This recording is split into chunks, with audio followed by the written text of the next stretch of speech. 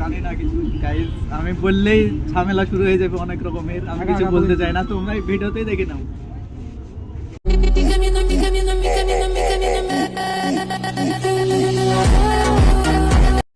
তো হ্যালো বন্ধুরা, তোমরা সবাই কেমন আছো? আশা করি তোমরা সকলেই ভালো আছো আর তোমাদের দোয়াতে আমিও ভালো আছি।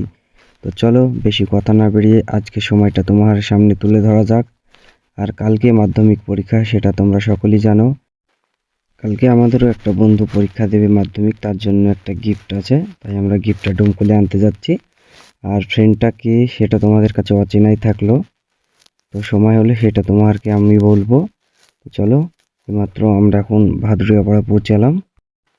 মানে যেতে যেতে আমাদের এতটা কষ্ট হয়েছে সেটা তোমাকে বলে বোঝাতে পারবো না। মানে এতটা ঠান্ডা, আর ডোমকলে যাওয়ার পথে এই রাস্তাটাতে মানে রাত্রেবেলায় মাঠের ধারে সাইড রাস্তাটা, তার জন্য এত ঠান্ডা লেগেছে মানে বলার বাইরে। তো যাই হোক, তাও যেতেই হবে, মানে কালকেই পরীক্ষা।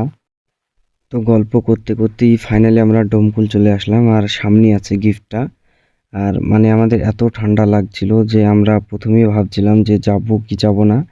তো আমাদের কাছে অনেকবার কল আসে যে আসো গিফটটা নিয়ে যাও, তো তার জন্য আমাকে যেতে হবে। আর মেন বিষয় হলো কালকে আমাদের মানে বন্ধুটার মাধ্যমিক পরীক্ষা।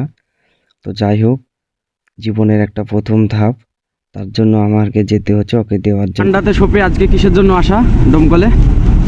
আমি জানি না কিছু গাইস, আমি বললেই ঝামেলা শুরু হয়ে যাবে অনেক রকমের। আমি কিছু বলতে চাই না, তোমরা এই ভিডিওতেই দেখে নাও। তো চলো, এত ঠান্ডাতে কিসের জন্য ডোমকলে আসা সেটা তোমাকে দেখাবো, চলো।